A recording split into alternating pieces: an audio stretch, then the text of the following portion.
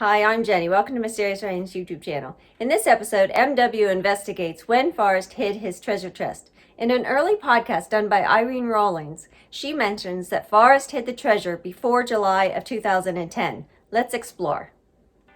The earliest podcast on the Forrest Fenn treasure hunt was released in September of 2010 by Irene Rawlings. She says she met with Forrest for lunch in July of 2010 and chatted with him about the chase and his book.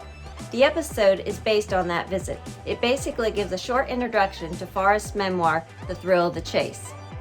Although the October 25, 2010 date is cited for the official release of the book because Forrest with his memoir was featured in a book signing event at the Collected Works bookstore that evening, there were copies of the book already being sold and given away.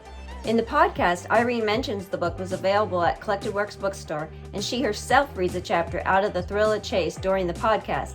She read Looking for Lewis and Clark. The reading of Forrest's adventures with Donnie took most of the podcast, but one of the main highlights, the only one really in regards to the chase, is when she says Forrest hid the treasure chest. After offering a brief background on who Forrest is and mentioning the Fenn galleries, Irene began talking about his memoir. She says Forrest told her during lunch in July of 2010 he had hid a treasure chest and was just finishing up his book. She shares more of the story that I'm sure we all know if we have the book about how his idea for hiding a treasure first came to him when being diagnosed with cancer.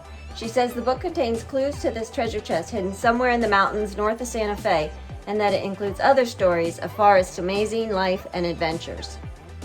The timing for his hiding the treasure chest is interesting. For those searching the Yellowstone and surrounding areas, a video link recently shared on the Mysterious Writings forum by username Goldilocks showed Forrest and Peggy in Yellowstone around August or September of 2010.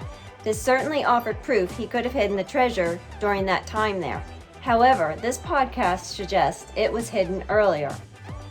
We know from different quotes by Forrest that he hid the treasure in the summer, and when he was almost 80. It would seem then the most likely time the treasure was hidden, based on this information, and if it is correct, was in the summer of 2010 when he was almost 80, but before July 2010.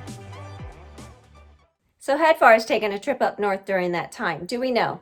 Please feel free to share in comments below or on the Mysterious Writings forum any thoughts you might have on that. Thanks for watching, and we'll see you next time here at Mysterious Writings.